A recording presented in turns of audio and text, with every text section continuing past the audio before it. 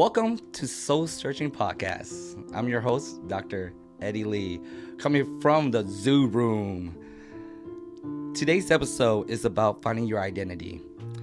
Some people search their whole life to find out where they belong. Some people build it, sound by sound, beats by beats, room by room, or in this case, soul by soul.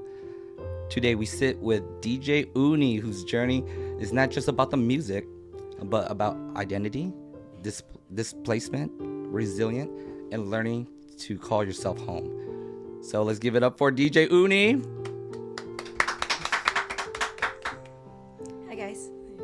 So Uni, ever since I met you, when the first time I met you, I heard you play. I always tell everybody you're my favorite DJ. Your music is so diverse. You hit so many different groups. And even though I call you my favorite DJ, and I know so many people know you, I don't think we really know who you are. And a couple weeks ago, you and I had a real conversation, and I just found out that you were born in Vietnam. Yes, you're correct. A lot of people know me by partying with me and DJ, but I was born in Vietnam. I came when I was 10. When you were 10 years old. Wow. How was that transition, moving from a place you call home your whole life, the language, the culture, the people who look just like you, and coming to the United States at 10 years old? What was that experience like? Back then, it felt, I didn't really look at it as a struggle, but it's just what I went through as a kid. But after talking to you, I see that it was tough. Imagine being just pulled away from what you know, from Vietnam, your language and things, and especially my grandma. She was the one who raised me, and I love her dearly. Being taken away from that and coming to a whole completely new country, didn't speak the English, didn't speak the language, and learning new culture, it was tough. It was tough. All right. So you mentioned your grandma. She must have played a big role in your life. Did she come to the U.S. with you? She did not. She stayed back. Yeah, so imagine that. She stayed back. She's here now. Later on, we sponsor her, but she did not at that time. Well, that must be difficult, especially being at that age. You're having your support system, taken away from you. And now you're growing up in America. And I do know, even with the Hmong community, there was that identity crisis that we faced. Are we Hmong? Are we American? Are we both? And how do you juggle the culture between being Hmong and being American? And was that something you struggle with too? Absolutely, I struggle with that, and you could relate. Just being Vietnamese, didn't speak English, and coming over here, and I didn't know my identity. I didn't know where, trying to fit in to America, speaking the language. And I wish that I kind of had a little resentment, I would say, or wishing that, man, I wish I was born here and learn the language and not be different, because it was really tough to fit in, and I didn't know where I fit in, actually. It's just being from the outsider, and again, learning the English, the culture, and being 10 years old. Kids, the kids are mean back then. So, yeah. Oh no, kids are horrible. They are so mean. You know that firsthand, right? Especially at that age too, from 10, I would say the teens coming into the teens. So it's definitely a challenge for me. Mm-hmm. Right, definitely, and that's having that resentment, like you mentioned, being Vietnamese, mm-hmm. and having that resentment, maybe I don't want to be Vietnamese. Maybe I want to be American. Mm-hmm. I want to speak the language. I want to learn. I want to, do what they do. I want to listen to music they listen to. Yes. Growing up watching the same cartoons that they do, and things like that. It was a challenge. Yeah. Right. No, definitely. I totally agree. And I know there was another identity challenge that you faced, mm-hmm. Being part of the LGBTQ plus community. Mm-hmm. And I definitely know in the Asian community, I was very taboo. You should not be. It's not supported among our community. Mm-hmm. It's better now, but back then, man, it was brutal. Mm-hmm. How was that experience for you? It was tough. So trying to navigate didn't being a kid coming over here, learning the whole new world, not speaking the language, on top of being that as well, and growing up in Vietnam, you said it wasn't accepted, and I'm Catholic. We're a big Catholic family as well. Yeah, so it was all, I have to navigate all this at the same time. It was tough. It was really tough, and I just wanted to be, again, normal. So all this is all on together at the same time. When I was growing up now it's a lot better, but yeah, back then, especially growing up in Vietnam and liking girls and thinking, man, if I like this girl, she doesn't like me, and just trying to navigate all that all together. So it was definitely really tough. Now it's a lot better, more acceptable, but I had a really hard time growing up with that. So, just wanted to go a little deeper on that. Mm-hmm. Were you afraid to let your family know? When did you let your family know, and how did they respond to it? Nobody ever asked me that, but I'm glad you did. I was definitely afraid. I was afraid of something. I knew that what I liked, but I knew it wasn't acceptable. And imagine growing up in a Catholic family and just letting the thought of letting my family down, and my immediate family, and how my mom and my dad would look, and letting them know. I was just trying to hide that so much, but I knew who I was, so I was definitely afraid. I came to America. I had friends who I was dating at the time, and are just coming over, and I think my parents kind of know. And at first, it was really tough. It was so tough for me, and my mom even offered to buy me a car to stop dating this person. Wow. Yeah, I mean, I don't blame them. Right. I understand for parents to go through that. I don't blame them at all.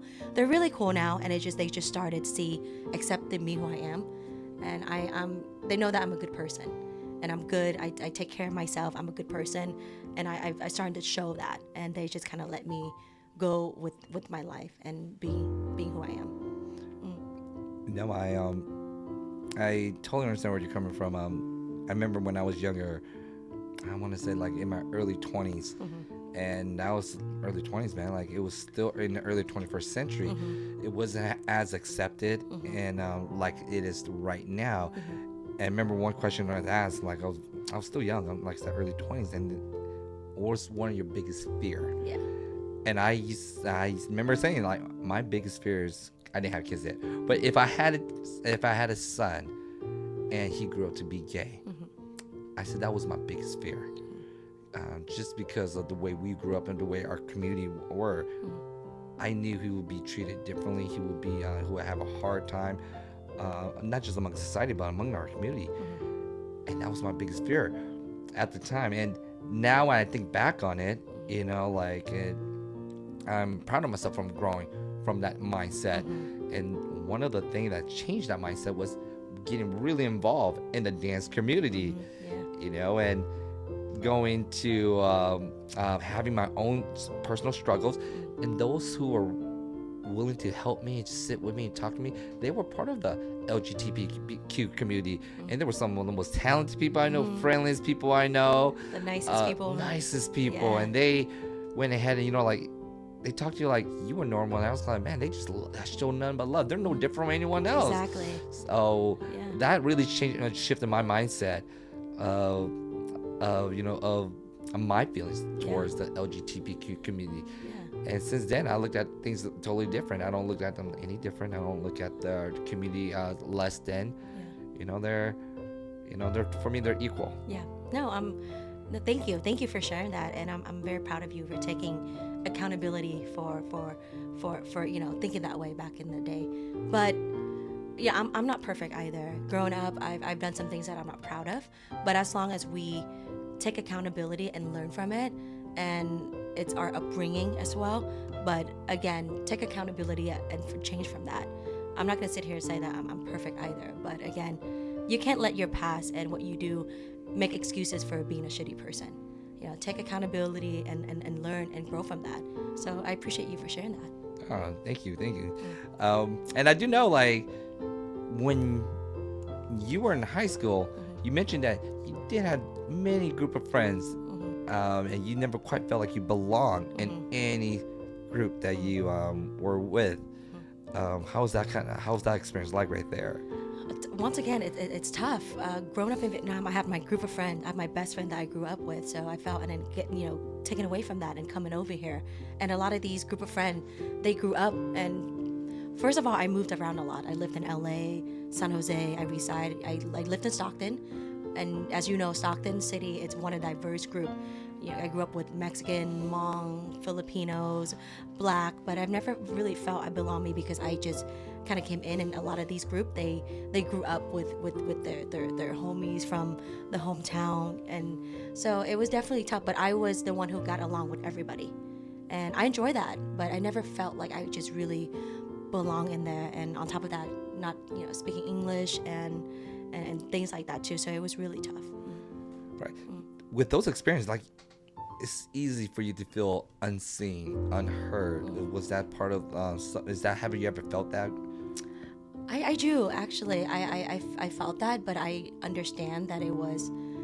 It just I don't blame them. It's nobody's fault. It's just kind of how it is. Again, we're all kids at the same time, but growing up now, I'm starting to find my community, and I'm creating that, and I'm learning, like using my experience to learn and to kind of navigate to my personality and how I am nowadays. And I get along with everybody. You definitely do. Yeah. And you talk about building, creating, and you told me you wanted to be a chef after high school. Yeah. Not a lot of people know that, yeah, but cooking, it was my first passion. I actually went to cooking school right out of high school, and I was doing that, worked with a lot of really good restaurants, but lost of passion a little bit. I wanted to do more, create my own path and work for myself a little bit more, and went to with music. And yes, so, and it's, to me, food and music, it's very similar. I love making people happy, so making people happy through cooking or playing music, it's very similar. No, definitely. Food, music, both feeds the soul. Absolutely. Definitely. So when did you found out that music was more of your calling than food?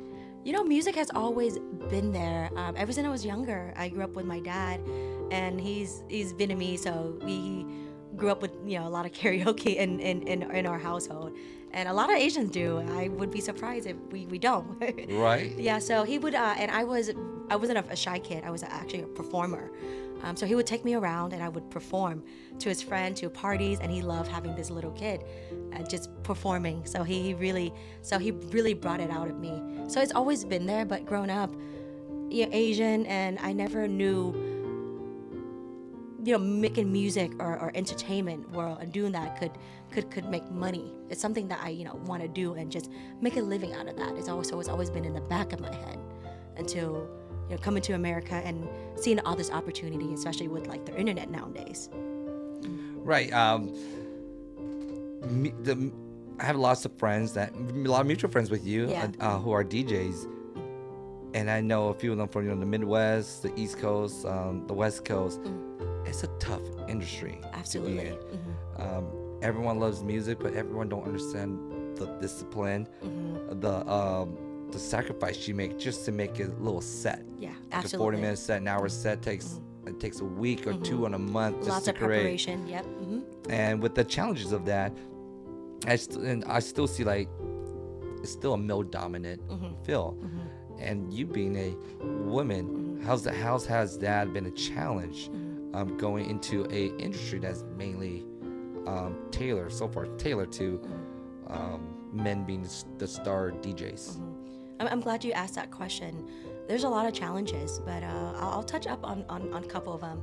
First of all, I came across a lot of people who just kind of question my ability to, or how did she get booked before, knowing that I'm good at what I do.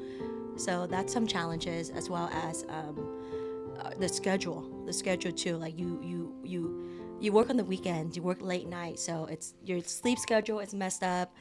That, and being safety too. You know, when you DJ in that field, a lot of late nights, right? A lot of you're surrounded by a lot of intoxicated people or on something, and being a woman is dangerous. Late night, so I try to have people with me, but a lot of time I go to my gigs, I don't have a lot of people with me, so it is scary. It's like working at nighttime around that kind of environment. So being a woman, that's tough, and then and relatable too.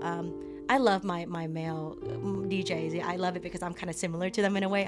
I'm a little masculine, so I love them, but there are things that they can't relate, like, you know, being on my period per se and cramping, going to a gig, you know, just little stuff like that, just really, really relatable. So those are some like challenges, but I've been having great support from my male, you know, friends and colleagues. So I don't want to take that away, but those are some of the challenges for being a woman DJ.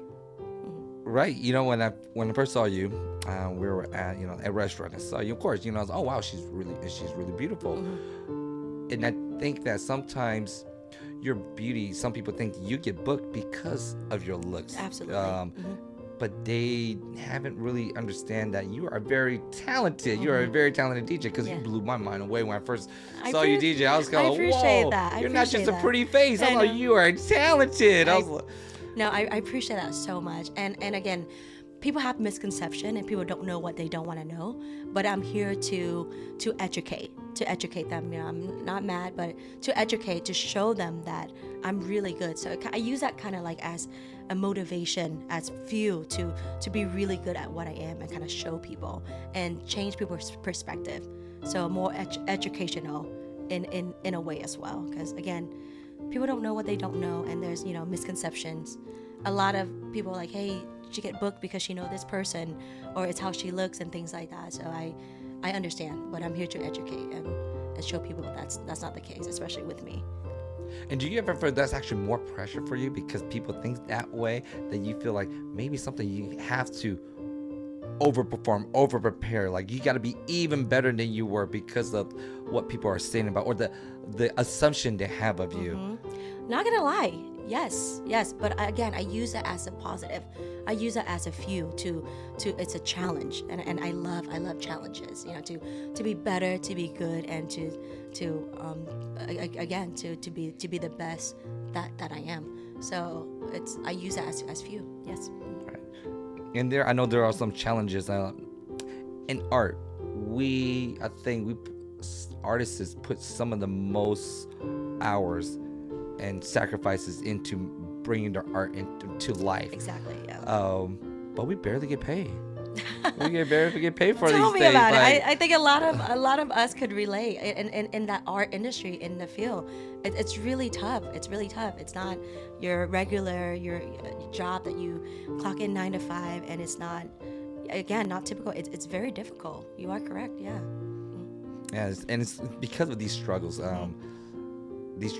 Your experience growing up, leaving your home, leaving your support system, your grandma. I know you're very close to her. Being part of the LGBTQ community, trying to find your way, having different groups of people, different all the challenges. Back in the day, those were challenges. Yes. Do you feel like those, because of these challenges, those experiences with different groups, has shaped you as a DJ and your music? Absolutely. Yeah. I grew up, like I say, with the Mexican girl, so that's why I love, like, I throw in some reggaeton, some booty shaking. I grew up with, you know, the black girl, they love to dance, and Asian. So those what.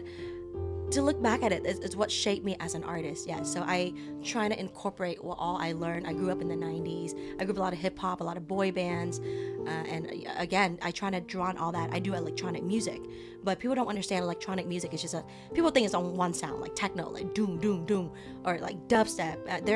When it comes to, it's called electronic music, there's so many genre that goes into that, and I do high energy sets, but fun. I like fun, and I try to incorporate all that in so everybody could understand, and again, for everybody to kind of enjoy the set, only not one person. And my personality, how I grew up, I kind of it shaped that so much, so it only makes sense. Right. I mean, I definitely know, like, when you play your set, you hype me up with putting some Chris Brown Freeze on. I'm like, oh man, like that's my jam. I put did some hip-hop that. I on. did that. Yeah. And then the next show I'll see you. Mm-hmm. Yeah, and you break it down. You put on some slander, you know. So Yes. I'm like, wow. Yes. So Some feel, some you know. singing. Yeah, that's what I do. Yeah. And then I definitely see that within your upbringing. When I got to know you a little bit about your story, your background story, I was like, that's why you're so talented, because you got so many different group of friends, and you're able to tailor to each group. Yeah.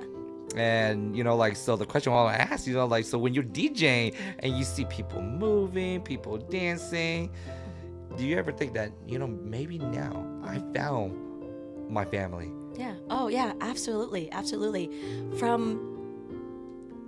I love this interview. It really got me thinking, because I never seen it like that way, but I always trying to fit in, right, growing up.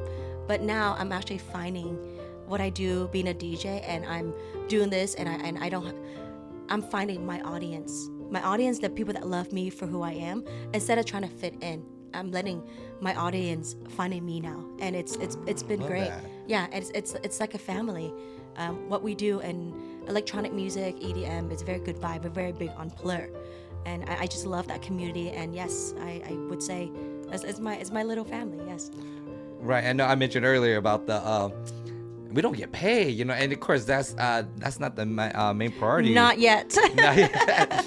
But you know, that's one thing I love about you. Mm-hmm. You, especially, we do want to get this, make this our major breadwinner, pay the bills, and go on vacation, because the art. One thing you always told me, that music was, the money wasn't your top priority as a DJ. Yeah.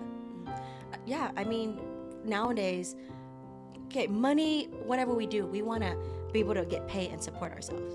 That's a dream, right? But I've worked hard, and then I kind of create a little cushion for me. I bought my first house when I was 25. I bust my ass for that. I was serving on my feet hurt serving, and I save up, so I have just kind of be smart about how you like I said, smart and do that, and I have a little cushion. But everyone needs to pay bill. But again, the industry paying bill is tough, and being a DJ too, getting paid. And I feel like any artistry, you have to put in your time. I've done a lot of gigs where I don't get paid, little to no pay, and until this day, getting payments is still a tough part of the deal. But you just gotta love what you do and be smart, and then treat it as a business, as a brand. Yeah. So why do you love doing what you do? Why do you love getting on the stage and playing music for us? Yeah. I mean, who doesn't like music? You know what I mean? If you don't, I can't be friends with you. No, but even, you know, more than that, it's just it's a celebration. You know, that's how I look at it. I make people happy through my cooking. You know, because I think growing up, I know how it feels like to be sad. I know how it feels like to not fit in. You know what I mean? So I've never wanted anybody to feel that way. So being a DJ, I do my set, and people go out and they're having, you know, like a bad night, or again, it's a celebration. We're dance, right? If people are excited to go out, and me being a reason of people going out and just giving them that night of having a good time, and I love dancing. I love getting ratchet with the girls, you know, and being able to do that, it's amazing. So I think from my experience, and that's why I love to do what I do. Right, and you're building a community. You're building a home. You definitely build something safe, and that's what I want to say. There are times when, I go through. Everybody has their own issue. I have my own issues, and something you feel, you know, like you're alone. Yeah. Then I get a message from you. Boom. Hey, Eddie, come join me. You know, for this gig, and automatically I just feel better. I'm like, because I know I love music too, but I know you're gonna play something that is gonna speak to my soul. And I get there, and I'm dancing, I'm enjoying myself, but I look around, and everyone else is enjoying themselves. And but the music doesn't. It's like you said, it's not one style. Yeah. You start playing different type of style, and I'm just looking like, you know, you just did this, Uni. You just brought a whole bunch of different people from different communities together in one. We're all vibing, we're all laughing, we're all having a great time. And that's your superpower. Yeah. You're able to bring us together with your music, your style, and you create a safe place for all of us to come there. And we just, you know, like, even if it's just a moment, we had a bad day, this moment, we're gonna enjoy life. You put it so nicely. I'm surprised you're not a DJ. I love that. Yeah, and I think that's what keeps me going and passionate about what I do. You explained it perfectly. Bringing people together, just for maybe one night, but forgetting your worries and just having a good time. Right? Because music is connection. It's not competition. It's not. Yeah, and that's what you do. That's what I think you do best. Your music, you connect with people. You're not playing. You're not a DJ because you want to compete with people. Yeah. You want to connect with people, Absolutely. which I think that's beautiful. I just want to shake ass with you. That's all. Yeah. Yeah. So like, if you were able to, go back, and speak to the younger version of Uni, Yeah. What would you tell her? I said, everything will be okay. All your worries, all your stress about not finding the right partner and not feeling belonging and wanting to fit in, you'll be okay. You're going to be so confident and you're going to find what you love to do, and finding your people will find you for who you are, instead of trying to fit in and never fitting in and felt lonely sometimes. You'll be okay. Just keep at it. Right, and just hearing those words you're speaking, getting to know you on a personal level, like I have so much more respect for you, because there are a lot of you're someone like myself where we're very positive, optimistic, but deep down inside there's a lot of there are some sadness. Absolutely. There are some emptiness inside us, and when you and I start speaking, you start sharing more of that. I was like, wow, your journey is actually your story is actually more interesting than you think it is. Yeah. It's you overcame a whole lot from being that shy, misfit person to now this wonderful, amazing, confident human being. I appreciate that. Yes, it wasn't always like that. I mean, I was very outgoing as a kid, but I think when I came over, it kind of got stripped away from me because, again, not knowing my identity, not knowing who I am as a person, I wasn't always that confident. But you have to kind of overcome that, especially now what I do as a DJ. Again, DJing, you have to put yourself out in the world, and people feel the energy. When you're having a good time, this is a tip for DJs too as well. There's so many DJs. Everyone, learning how to be a DJ is easy now, but being a good DJ is different. What's going to set you apart? You have to kind of come out of your shell and just do the thing. I wasn't always confident. I couldn't even talk on the microphone before. I couldn't even MC. The first time hearing myself, I was, right. It was very cringy, but I knew that I had to do that. To control the crowd, I started doing it and started learning. You kind of have to, again, to go through that and just try to stand out and try to really love what you do. People feel energy. Your audience will feel it when you on the dance floor, when you're shy and you're just looking down. People will feel that energy. When you're put out what you want to put out. I'm dancing, I'm having a good time. So people see that. And it's just something that you just have to get over and just practice if you really want to do this. Right, you hit on great points right there. You just gotta put yourself out there. I know it's tough, but you have to. Right, and putting yourself there. And a lot of people, a lot of artists in different industries, dancer, DJs, singers. We know so many talented individuals in different art forms, but they're so afraid to put themselves out there. Absolutely. I know it's tough. But you have to, especially nowadays with the internet. I tell people all the time, it's free. You just have to put out the work, and the more you do it, the better. Like this podcast, and I appreciate us having this, because I get to express myself. I get to think about a lot of things that I never really thought about it. So I just want to say I appreciate you for that. Oh, thank you. It's a different art form too. Like you and I, we're always trying to grow as an individual, grow our art, speaking, having interviews. That's a different level of Absolutely. art too. This is art itself. Yeah. Yeah, and you're just trying to find our identity, where we belong, and that's something I love about your story. Like, you're starting to accept every part of your identity. Yes. It took me long, over 30 years for me to be where I'm at right now. So it wasn't a short journey, but I'm glad I found that journey, and I'm glad that's what I'm doing right now, and bringing happiness to people and using my trauma. I didn't think it was trauma, but I guess it is, and it shaped me who I am right now.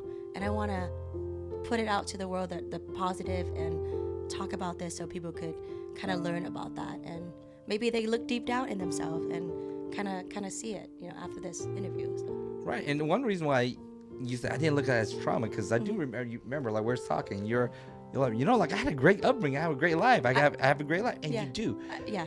Just want to put out there, I do. I had a great life. My family, when I grew up in Vietnam, we had money. We were upper class, and then we got stripped away from that. But I had a great. My dad and my mom. I know we're talking about all the sad stuff. My dad is a great guy. He's a party animal. My mom is a loving family. They disciplined me, and I know we're talking about trauma and my mom not accepting who I was. But I just want to put out there, I had a great bringing up as well. But there was some stuff in between that we talked about. Right. Yeah. And part of the one of your biggest supporter is your girlfriend. Yes. When I first Which met one? her, the main one. I'm just kidding. Yeah.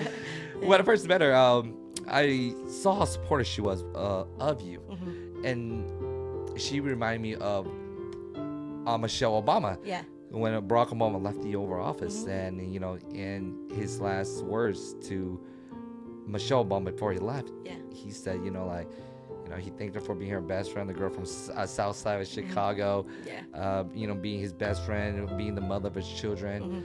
And he said, you took on a role that you didn't ask for, and you made it your own. And I thought that was so powerful, because Michelle Obama, if you look at their net worth, she's actually worth more than Barack Obama. She became her own. Yeah. And being a partner of a star, like you are the star, Uni, when you're on stage, all eyes on you. We hear you, we see you, and for her to be able to take a back seat and still trust you, still love you, still support you, and not be envious of your success, because those are sometimes but hinders in marriages or relationships, that they start to envy their partner's success. Yes. And that's one thing too. I didn't mention. I think going back to, you say DJ challenge is dating as well.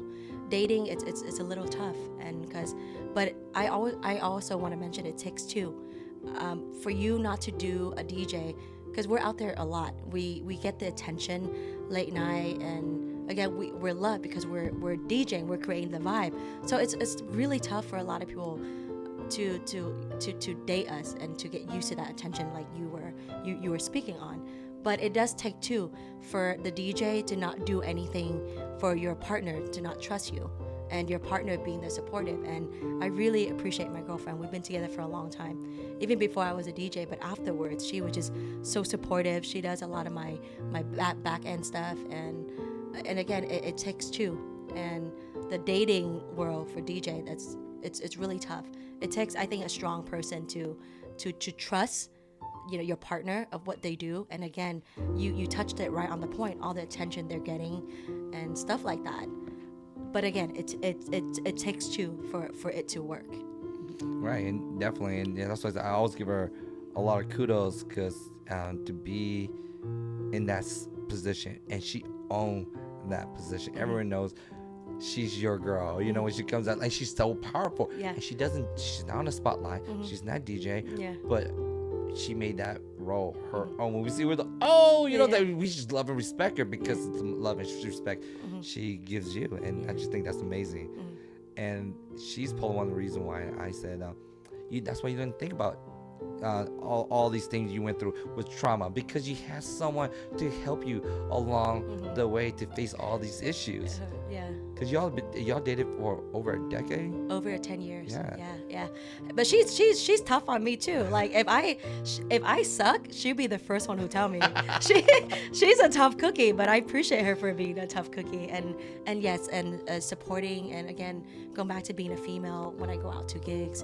But when by ourselves, it's dangerous at nighttime, and we work at nighttime and around drunk people and toxic people. So I really appreciate her for being with me and supporting me, and I give that respect to her.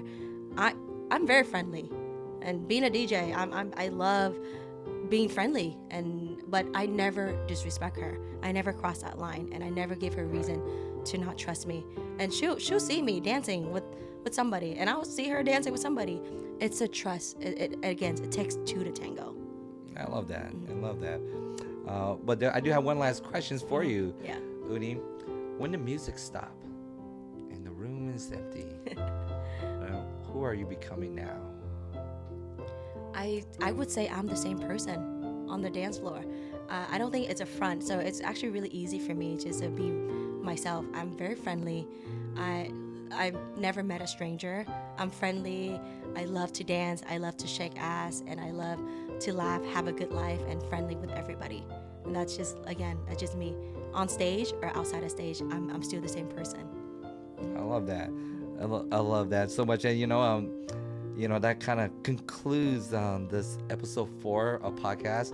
But I do want to say, for those who isn't following DJ Uni, please follow her on her social media pages, her Facebook, her Instagram, her Twitter. They will all be provided at the bottom. So please go ahead and follow her.